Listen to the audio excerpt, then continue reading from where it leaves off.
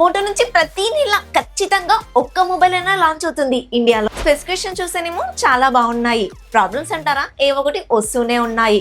మరి జనాలు Moto mobiles కొనాలా వద్దా అనే కన్ఫ్యూజన్ లో అయితే ఉన్నారు. ఇండియాలో మొబైల్ ప్రైజెస్ హైక్ అయితే అస్సలు తగ్గట్లేదు. ఈ G37 పవర్ మొబైల్ యొక్క స్పెసిఫికేషన్స్ కన్నా ప్రైజే ఓవర్ గా ఉన్నట్టు అనిపిస్తుంది. ఈ మొబైల్ కి కాంపిటీషన్ గా iQOO Z11 లైట్ అయితే ఉంటుంది. ఆ మొబైల్ కి సంబంధించిన డీటెయిల్స్ అన్ని బయటకు వచ్చాయి, కానీ డిజైన్ అయితే ఇంకా బయటికి రాలేదు. డిజైన్ బయటకు వచ్చిన తర్వాత వీడియో అయితే చేశాను. ఆ వీడియో మిస్ అవ్వద్దు అంటే మన ఛానల్ ని సబ్స్క్రైబ్ చేసి పెట్టుకోండి, పక్కన ఉన్న బెల్ ఐకాన్ కూడా ఆన్ చేసి పెట్టుకోండి, నోటిఫికేషన్ వస్తుంది. Hi guys, this is Priyanka, you're watching Priyanka tech news. ఈ రోజు ఈ వీడియోలో వచ్చేసి మనం మోటో G37 పవర్ కి సంబంధించిన కంప్లీట్ డీటెయిల్స్ గురించి అయితే మాట్లాడుకుందాం. అలాగే ఈ మధ్య మోటోలో వస్తున్న ప్రాబ్లమ్ తో కంపేర్ చేసి మరి ఈ మొబైల్ తీసుకోవాలా వద్దా, ఈ మొబైల్ ని ఎవరు తీసుకోవాలి ఎవరు తీసుకోవద్దు అనే విషయాన్ని డిస్కస్ చేద్దాం. మొదటిగా అన్బాక్సింగ్ చూసుకున్నట్లయితే వీలైతే ఎన్విరాన్మెంట్ ని కాపాడడం కోసం కార్డ్బోర్డ్ బాక్స్ అయితే యూజ్ చేస్తుంటారు. బాక్స్ పైన మోటో G37 పవర్ అయితే మెన్షన్ చేశారు. బాక్స్ ఓపెన్ చేసి మొదటిగా మొబైల్ అయితే ఉంది. తర్వాత మరొక బాక్స్ ఉంది, దాంట్లో పేపర్ వర్క్ ఉంది, సిమ్ ఎజెక్షన్ టూల్ కూడా ఇచ్చారు. లాస్ట్ లో వచ్చేసి 33 వాట్ ఫాస్ట్ చార్జర్ అలాగే కేబుల్ కూడా ఉంటుంది. ఫైనల్ గా ఈ అన్బాక్సింగ్ నాదైతే కాదండి, బాక్స్ కంటెంట్ ఏంటి అని చూపించడానికి రిఫరెన్స్ గా ఈ వీడియో అయితే ప్లే చేస్తున్నాను. ప్రైస్ డీటెయిల్స్ గురించి అయితే ఫస్ట్ చెప్తున్నాను. 16,000 రూపాయల బడ్జెట్ లో అయితే ఈ మొబైల్ ని తీసుకొస్తున్నారు. మరి ఈ మొబైల్ యొక్క స్పెక్స్ చూసిన తర్వాత వీళ్ళు పెట్టిన ఈ ప్రైస్ వర్తా కాదా అనే విషయాన్ని మీరే చెప్పండి. డిజైన్ ఇంకా బిల్డ్ క్వాలిటీ చూసుకున్నట్లయితే ఫ్రంట్ వచ్చేసి కంప్లీట్ గా ఫ్లాట్ డిస్ప్లే ఇస్తున్నారు. గొరిల్లా గ్లాస్ 7 డే ప్రొటెక్షన్ తో వస్తుంది. చుట్టూ ఫ్రేమ్ అంతా కూడా ప్లాస్టిక్ ఉంటుంది. బ్యాక్ సైడ్ వచ్చేసి లెదర్ ఫినిషింగ్ ఇస్తున్నారు. 3 కలర్స్ వేరియంట్ లో వస్తుంది. కెమెరా డిజైన్ చూసుకున్నట్లయితే మనం మోటోలో రెగ్యులర్ గా చూసే డిజైన్ ఇందులో కూడా కనిపిస్తుంది. సైడ్ ఫింగర్ ప్రింట్ సెన్సార్ తో వస్తుంది. ఎందుకనే విషయాన్ని డిస్ప్లే డిపార్ట్మెంట్ లో చెప్తానులేండి. డ్యూయల్ స్పీకర్స్ ఉంటాయి. డాల్బీ అట్మాస్ కూడా సపోర్ట్ చేస్తుంది. IP64 వాటర్ రేటింగ్ తో వస్తుంది. మిలిటరీ గ్రేడ్ 8MH సర్టిఫికేషన్ కూడా ఇస్తున్నారు.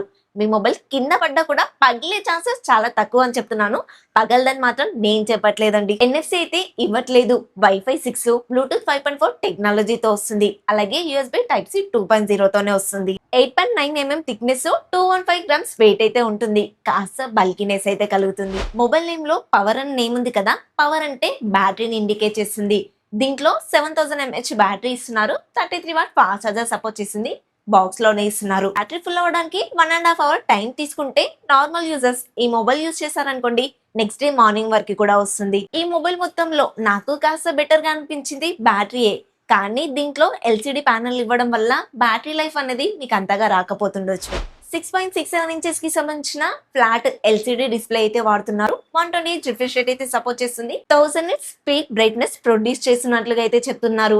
బట్ డైరెక్ట్ ఎండలోకి వెళ్ళినప్పుడు మాత్రం కాస్త ఇబ్బంది పడాల్సి వస్తుంది. 8-bit ప్యానెల్ వాడుతున్నారు. అండ్ ఇది LCD ప్యానెల్ అవ్వడం వల్ల సైడ్ ఫింగర్ ప్రింట్ సెన్సార్ తోనే వస్తుంది. బెజల్స్ కూడా కాస్త ఎక్కువగానే ఉంటాయి. బాటమ్ లో అయితే ఇంకాస్త ఎక్కువగానే అనిపిస్తాయి.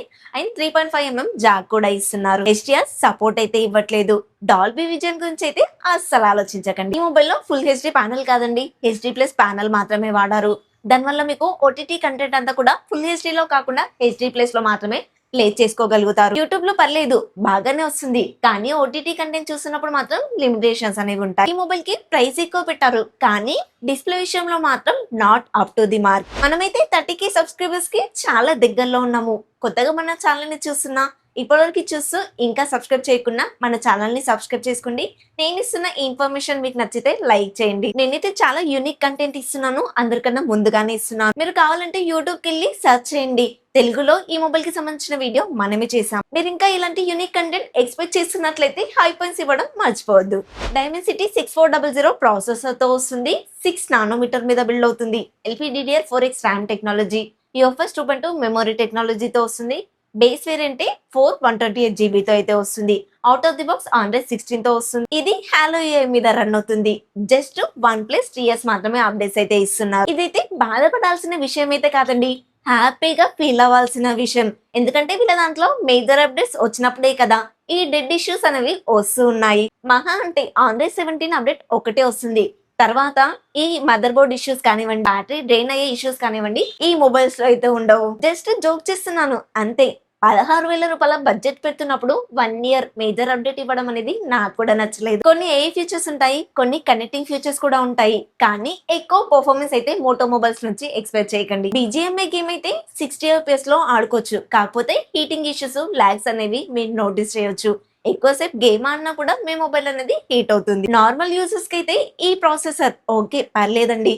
ఎందుకంటే మన దరిద్రానికి ఈ మధ్య 25,000 రూపాయల బడ్జెట్ లో 30,000 రూపాయల బడ్జెట్ లో కూడా ఈ ప్రాసెసర్ అనేది చూస్తున్నాము. కెమెరా విషయానికి వస్తే బ్యాక్ సైడ్ ఏదో డిజైన్ కి వీళ్ళు 4 కెమెరాలు ఇచ్చారు అన్నట్టుగా కనిపిస్తుంది. కానీ పనికొచ్చే కెమెరా ఒకటే ఇచ్చారు. మెయిన్ కెమెరా వచ్చేసి 50 ఎంపీ ఇస్తున్నారు. బట్ ఏ సెన్సార్ వాడుతున్నారో మాత్రం మెన్షన్ చేయట్లేదు. ఓఎస్ కూడా సపోర్ట్ అయితే చేయట్లేదు. 2K 30 FPS వరకు మాక్సిమం వీడియో రికార్డ్ చేయొచ్చు. కెమెరా క్వాలిటీ అనేది పర్లేదు, డీసెంట్ గానే ఉంటుంది. బ్యాక్ సైడ్ సెకండరీ కెమెరా అంటూ ఏం లేదు. ఫ్రంట్ వచ్చేసి 8 ఎంపీ కెమెరా ఇస్తున్నారు. ఇంతకు ముందు వరకు ఇదే బడ్జెట్ లో ఫ్రంట్ అండ్ బ్యాక్ కూడా మంచి కెమెరాస్ ఇచ్చేవాళ్ళు, మంచి కెమెరా క్వాలిటీ కూడా ఉండేది. ఇప్పుడైతే కంప్లీట్ గా మారిపోయారు. బ్యాక్ సైడ్ నుంచి డీసెంట్ ఫొటోస్ వస్తాయి అనుకుంటే ఫ్రంట్ నుంచి యావరేజ్ ఫొటోస్ వస్తాయి. వీడియోగ్రఫీ కోసం అంటే మాత్రం ఈ ఫోన్ గురించి ఆలోచించకండి. ఫైనల్ గా ఈ మొబైల్ యొక్క స్పెక్స్ కి వీళ్ళైతే 15,999 రూపీస్ అయితే పెట్టారు. నాకైతే ఈ మొబైల్ మొత్తంలో ఈ బ్యాటరీ ప్రాసెసర్ తప్ప ఇంకేది అంత బెటర్ గా అయితే అనిపించలేదు. ఇదే మొబైల్లో పవర్ అని కాకుండా నాన్ పవర్ అనే మొబైల్ కూడా ఉంటుంది. స్పెక్స్ అన్ని కూడా సేమ్. దాని ప్రైస్ వచ్చేసి 14,000 రూపాయల బడ్జెట్ అయితే పెట్టారు. కాకపోతే దాంట్లో బ్యాటరీ 5200 mAh మాత్రమే ఇస్తున్నారు. నన్ను అడిగితే ఈ మొబైల్ కన్నా మోటోలోనే మోటో G67 పవర్ ఉంటుంది, మోటో G87 పవర్ ఉంటుంది. అది తీసుకోవడం చాలా బెటర్ అని చెప్తాను. ఇప్పుడు మోటోనే కాదండి, అన్ని బ్రాండ్స్ కూడా అన్ని మొబైల్స్ యొక్క ప్రైజెస్ అయితే పెంచుతున్నారు.